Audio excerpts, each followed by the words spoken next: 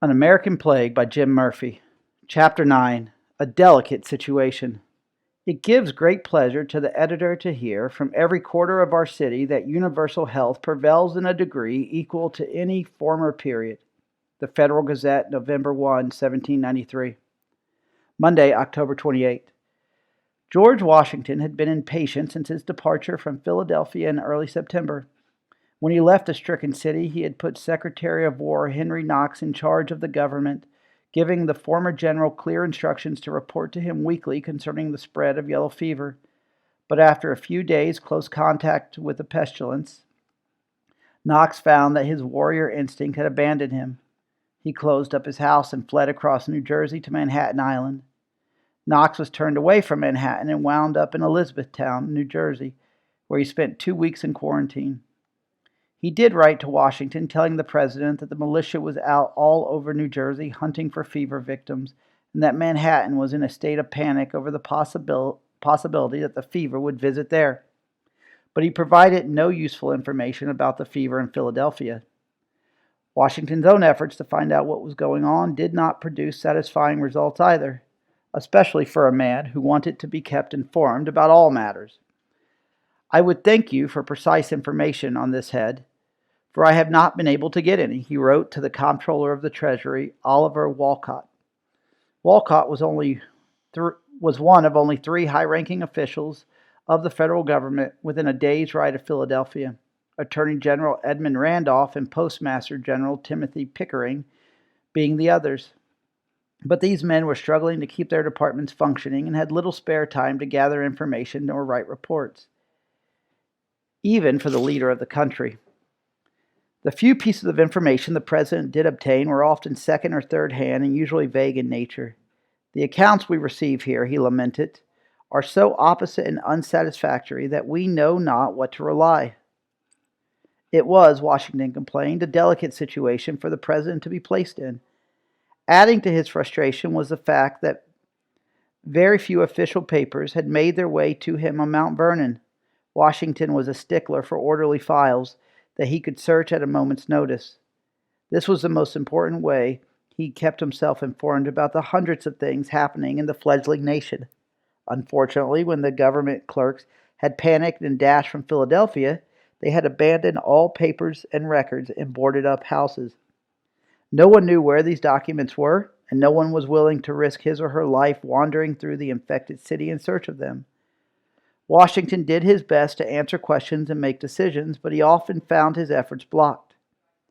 At one point, Thomas Sim Lee, the governor of Maryland, wanted to know what he should do with the British ship Roehampton, which had been seized by one of Jeanette's hired privateers and brought into Baltimore Harbor.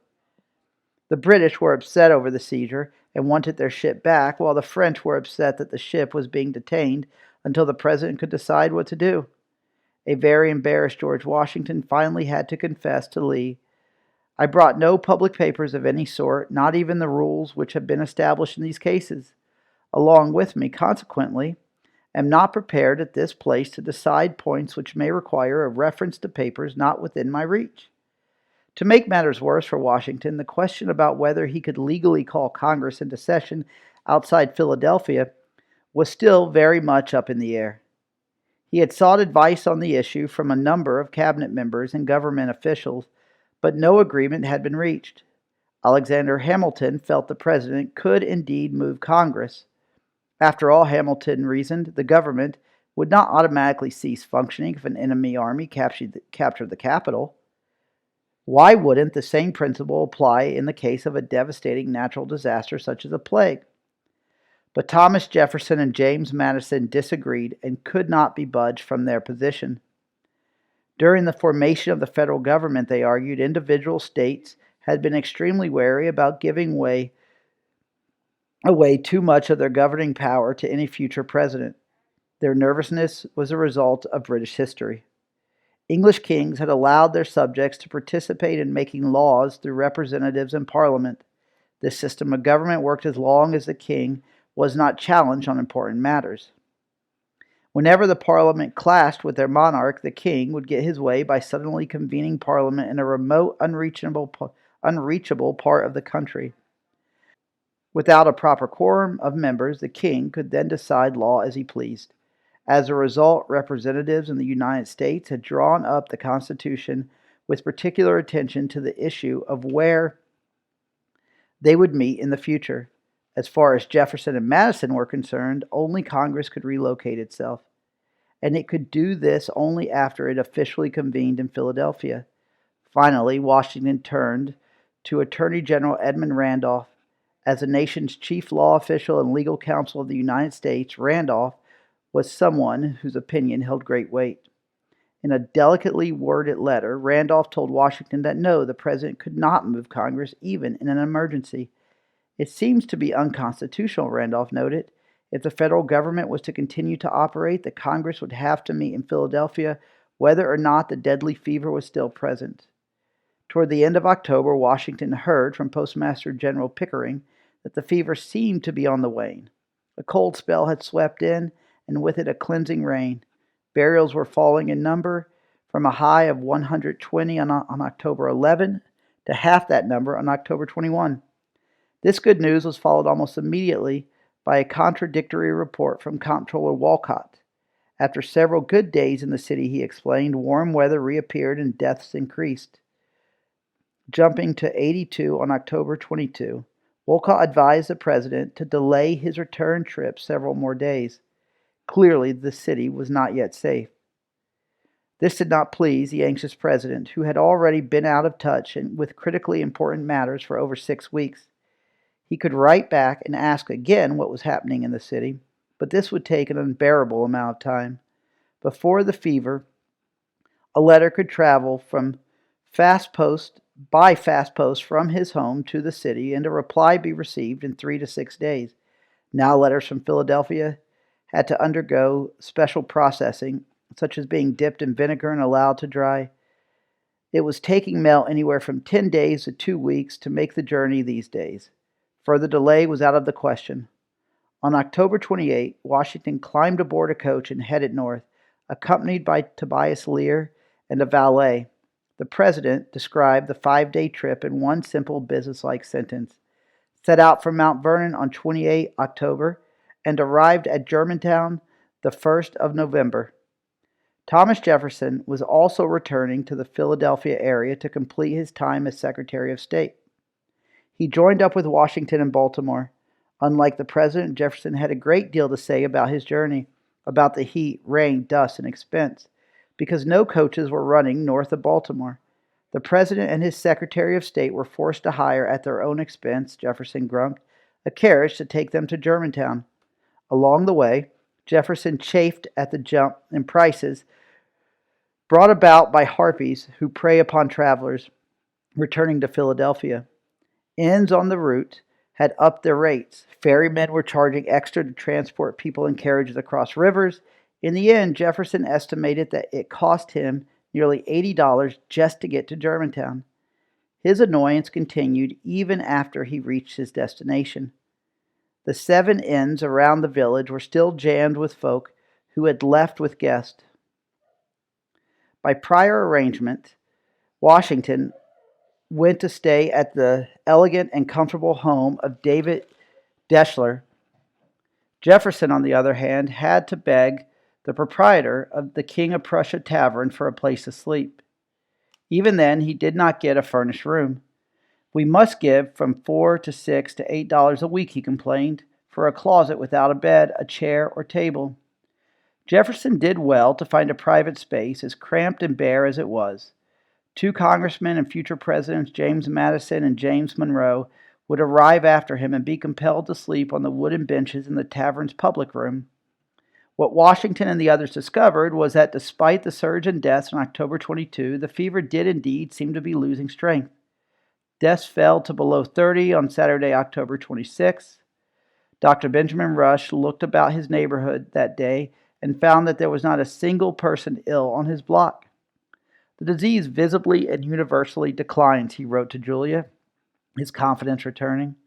Elizabeth Drinker opened her front door to find a delightful, cool, frosty morning, adding, "'Tis generally agreed that the fever is very much abated." The committee, meanwhile, noted a lessening in demands for their assistance and passed a resolution saying, "It has pleased divine providence to favor us with an agreeable prospect of returning health to our long afflicted city." The fever wasn't completely gone, the committee was quick to confess, but it would be safe for our fugitive brethren to return in a week to 10 days. People who had hidden themselves indoors began to emerge and walk the streets again. Shop doors opened for business, and ships once again sailed upriver to discharge cargo. Farmers arrived, their wagons loaded with provisions, bound for the markets of a very hungry city. Plans were even announced for the resumption of the stagecoach in early November. The city seemed to be awakening after a long, inescapable nightmare. Andrew Brown, the editor of the Federal Gazette, devoted an optimistic paragraph to the dawn of returning health and order. Most doctors had predicted the fever would end when the cold weather returned. Almost all epidemics followed the same pattern, striking during warm weather, disappearing with the first hard frost. Daniel Defoe, in recording the end of Black Death that visited London in 1665, noted that the winter weather came on space and most of those that had fallen sick recovered. And the health of the city began to return. The same was true for Philadelphia in 1793. The number of deaths would go above 20 only twice on October 27. Those who had escaped the city began to trickle back home. Every hour, Matthew Carey observed with relief long absent and welcome faces appear. Those returning found the city a changed place. The streets were remarkably clean, for one thing. The trash and garbage had been swept away. Dead animals, cats, dogs, birds, and pigs had been removed. Gone too were the beggars and homeless children. Most changed of all were those who had been left behind. The survivors were exhausted and haggard-looking, their clothes frayed and soiled and smelling heavily of vinegar and camphor. The skin of many who had gotten the fever retained a sickly yellow glow. Those who had taken the mercury purge were constantly spitting to rid their mouths of the foul taste the drug left behind. When they smiled, their teeth were stained and unsightly black. These reminders of the yellow fever did not shake the spirit of optimism that gripped the city. Rayner Taylor announced that he would be printing an anthem suitable to the present occasion. Thomas Bolston Adams, son of Vice President John Adams, wrote to his nervous parents in Quincy, Massachusetts, "The idea of danger is dissipated in a moment when we perceive thousands walking in perfect security about their customary business and no ill consequences ensuing from it." On the very last day of October, a huge white flag was hoisted at Bush Hill and proclaimed, "No more sick persons here." The fever was gone. Folk around town declared happily. And then, even in defiance of the cold weather and a dusting of snow, several of the recently returned residents developed symptoms of the disease. A silversmith, known only as Mr. Brooks, reopened his shop on October 31 and was dead of yellow fever on November 3rd. Others fell ill as well. While these new incidences of yellow fever were few and scattered, they demonstrated clearly that the disease had not been completely wiped out. It still lurked in dark, unclean corners, still clung to dirty sheets and curtains.